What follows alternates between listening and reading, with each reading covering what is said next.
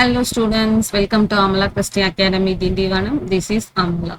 இன்னைக்கு நம்ம பார்க்க போற sum 10th standard maths exercise 2.1ல 5th சம். அதுக்கு முன்னாடி நம்ம சேனலை இப்பதான் நீங்க வாட்ச் பண்றீங்க அப்படின்னா சப்ஸ்கிரைப் பண்ணிட்டு பெல் ஐகானை கிளிக் பண்ணிருங்க. இந்த வீடியோக்கு ஒரு லைக் பட்டனை தட்டி விடுங்க. சரி, சம்முக்கு போகலாம். Prove that square of any integer leaves the remainder either 0 or 1 when divided by 4. உங்களை ஏதா ஒரு இன்டீஜர் நம்பரை நினைச்சுக்க சொல்றாங்க. பாசிட்டிவ் இன்டீஜர் மாதிரி அந்த இன்டீஜரை ஸ்கொயர் பண்ண சொல்றாங்க. ஸ்கொயர் பண்ணிட்டு 4ஆல டிவைட் பண்ணும்போது ரிமைண்டர் 0 இல்லைன்னா 1 மட்டும்தான் கிடைக்கும் அப்படிங்கிறத ப்ரூஃப் பண்ணுங்க அப்படின்னு சொல்றாங்க. சரி, இந்த சம நம்ம பாக்குறதுக்கு முன்னாடி நீங்க ஏதாவது ஒரு இன்டீஜர் நினைக்கிறீங்க, அந்த இன்டீஜர் ஈவன் நம்பரா இருந்தா எந்த ஃபார்ம்ல இருக்கும் அப்படின்றத இனிஷியல் பார்ட்லயே சொல்லியிருப்பாங்க. அது உங்களுக்கு ஞாபகம் இருக்கா என்னன்னு தெரியல. எல்லா ஈவன் நம்பர்ஸும் 2k ஃபார்ம்ல இருக்கும், ஆட் நம்பர்ஸ் எல்லாம் 2k + 1 ஃபார்ம்ல இருக்கும். இப்ப இதை வச்சுதான் நம்ம சம் போட போறோம். நான் ஒரு நம்பரை நினைக்க சொன்னா 2 நினைப்பேன், நீங்க 3 நினைப்பீங்க. சோ ஒருத்தவங்க ஒரு மாதிரி நினைக்கிறதால let X be any integer, அந்த இன்டீஜரை நான் எக்ஸ் அப்படின்னு நினைச்சுப்பேன். அந்த இன்டீஜரை ஸ்கொயர் பண்ண சொல்றாங்க. அதனால எக்ஸ் அப்படிங்கிற இன்டீஜரை ஸ்கொயர் பண்ணும்போது எனக்கு எக்ஸ் ஸ்கொயர் அப்படின்னு கிடைக்குது.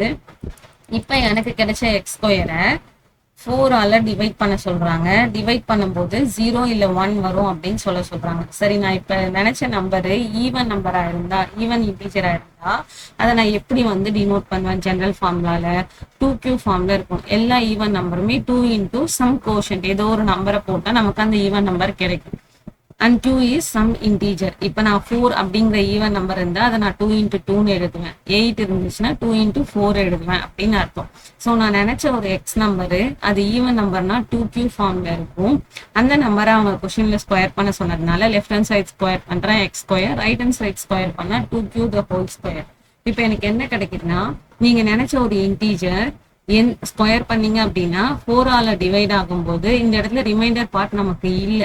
ரிமைண்டர் பார்ட் எப்ப 0 ஆகுதோ அப்ப a = bqன்னு அர்த்தம் ஃபார்முலா.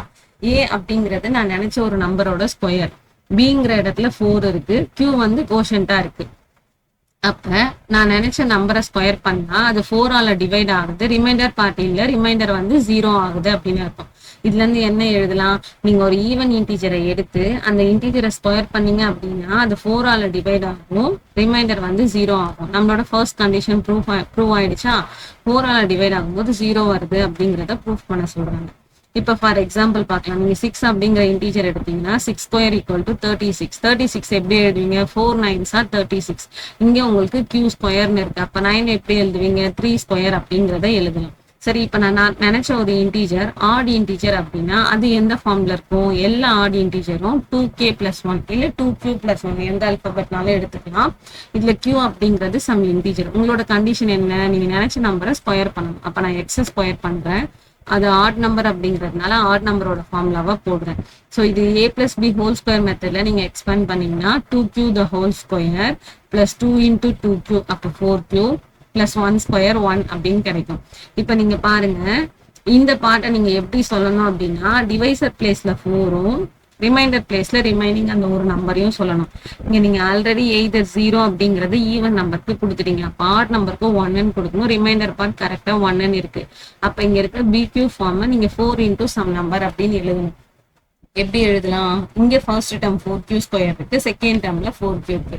ரெண்டு டேர்ம்லயும் இங்க 4q 2 டைம்ஸ் வந்திருக்கு, இங்க 1 டைம் வந்திருக்கு. நான் 4qவை வெளியில எடுக்கிறேன். அப்ப ஃபர்ஸ்ட் டேர்ம்ல இருந்து எனக்கு 4q கிடைக்கும், செகண்ட் டேர்ம்ல இருந்து 1 கிடைக்கும்.